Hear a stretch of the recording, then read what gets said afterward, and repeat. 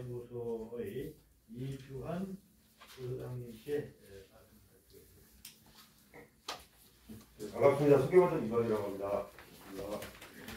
좋은 자리에 좀 의미 있고 제가 보기에는 이제 어떤 사회적인 공론의 좀 전환의 계기가 된 자리에 불러주셔서 감사합니다. 저는 오늘 토론해 주신, 발표해 주신 내용 중심으로 말씀을 드리고요. 그 다음에 지금 우리나라 노동시장에서 고용노동자들이 어떤 상황에 있는지에 대해서 개략적으로 말씀을 드리도록 하겠습니다. 첫 번째로 이제 발표문은 이제 생산연령 인구에 대한 발상의 전환을 촉구를 하고 있고, 이를테면 다양한 정책적 사회적 계획을 활성화해서 지금 우리 머릿속에는 없는 일하는 노인노동자라는 시상 내지는 사회적 개념으로 긍정적으로 잘 작동을 하다라고 제안을 해주셨던 것 같습니다. 그러니까 지금 여태까지 사실 우리나라에는 우리가 살아가면서 머릿속에 일하는 고용노동자라는 개념 자체가 없는 부분이 있는데 그런 거로 인해서 여러 가지 문제점이 발생하고 있다라고 진단을 크게 해주신 것 같습니다. 그런 맥락에서 이제 정책적 대안으로 노동과 국제 병행, 법정 노동시간 단축, 최소생계의 지급, 노인청 설치 그런 것들을 여러 가지 얘기를 해주셨는데요. 이거 관련해서 간단하게 제 생각을 먼저 말씀을 드리겠습니다. 첫 번째로 이제 생산연령에 대한 발상의 전환을 해주신 건 굉장히 긍정적이고 중요한 전환을 해주신 것 같습니다. 발표자들이 말씀하신 것처럼 우리가 초고령 사회로 가고 있고, 근데 그런 초고령 사회에서 상당한 비중을 차지하는 이제 노인들이 일을 하지 않을 경우 심각한 사회 통합, 경제 발전이나 사회 통합 측면에서 심각한 문제가 발생할 것은 되게 자명하기 때문입니다. 그런 논리적 이유뿐만이 아니라 굉장히 실증적이고 실체적인 이유도 있는데, 실제로 지금 우리 사회에서 일하는 노인이 굉장히 많이 늘어났습니다. 굉장히 비율이 높습니다. 이를테면 31페이지 두 번째 문단 보시면은 경제활동 인구 중에서 50대 이상이 차지하는 비중이 2006년에 한 26.1%였는데 2021년 작년에는 43%로 거의 절반 가까이가 됐습니다. 그러니까 17%포인트가 늘어나는데요. 특히 60대가 많이 늘어났습니다. 그럼에도 불구하고 우리는 일하는 노인에 대해서 지금 구체적인 대상으로, 정책적 대상으로, 사회 대상으로 생각을 못하는 부분이 있는 것 같습니다.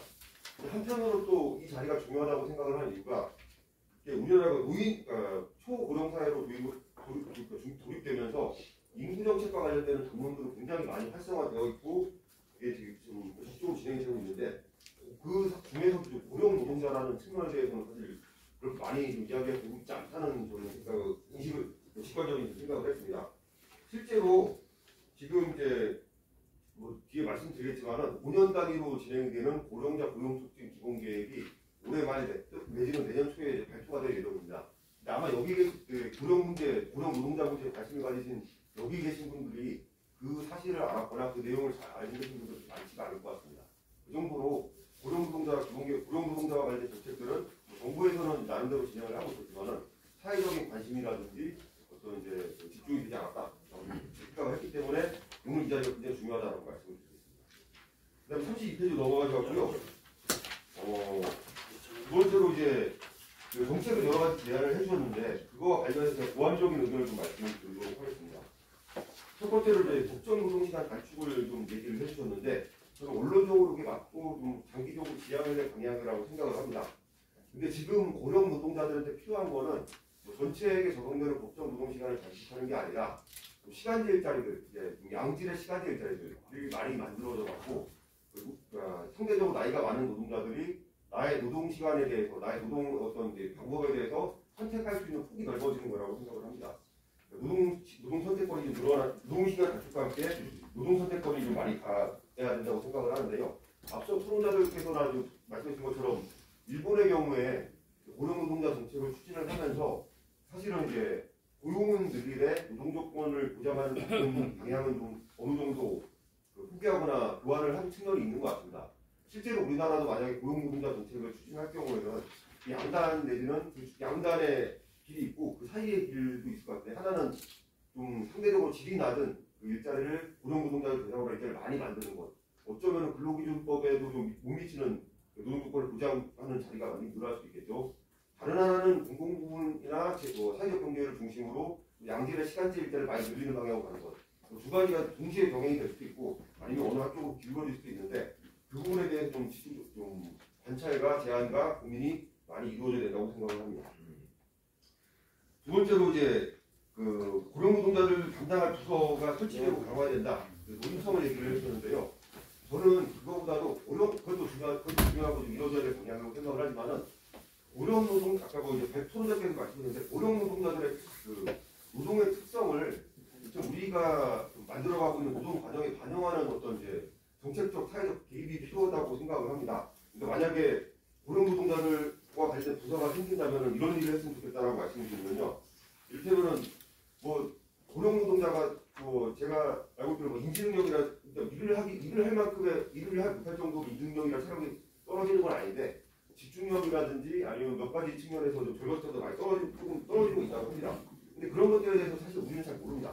그러니까 그 일을 시키는 사람도 모르고 일하는 사람도 모르고 어떤 동료장에 그런 지식이 좀 충분히 확보되어 있지 않다 보니까 노동 과정 자체가 노인 내지는 어느 정도 장애를 가진 분들까지 포괄하는 노동 과정 자체가 좀 많이 없는 것 같습니다. 그러니까 앞으로 이런 그런 부분에 대한 지식을 많이 축적을 하면서 고령 노동자가 아니면 장애를 가진 이들이 상대적으로 젊고 건강한 노동과 함께 일할 수 있는 인간화된 노동 과정 설계를 어떻게 할 수 있을 것인가 그런 부분에 대해서 에너지와 노력을 많이 투자해야 된다라고 생각을 듭니다.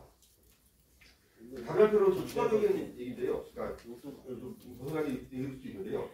지금 제가 뭐 조사를 해보니까 고령 노동자들에게는 기본적으로 일을 안 주려는 그래서는 고령 노동자들을 채용에 배제하는 인식이나 채용에 배제하는 경향성이 굉장히 활성화가 되어 있는데 그 강한 이유가 두 가지입니다. 하나는 지금 세대의 고령 노동자들 같은 경우는 디지털 기술에서 조금 부족한 측면이 있어서 그게 문턱으로 작용하는 경우가 있습니다. 그러니까 내가 생애 주된 일자리에서는 디지털 기술이 조금 부족하더라도 다른 부분에 기술과 지식이 있으니까 일을 계속할 수가 있었는데 은퇴를 하고 나서 재취업을 할 때는 젊은이들과 똑같은 이제 디지털 기술을 요구하기 때문에 그런 부분에서 무척으로 작용하는 부분이 있는 것 같습니다. 이 부분은 사실 시간이 지나면 해결될 부분이라고 생각을 하는데요.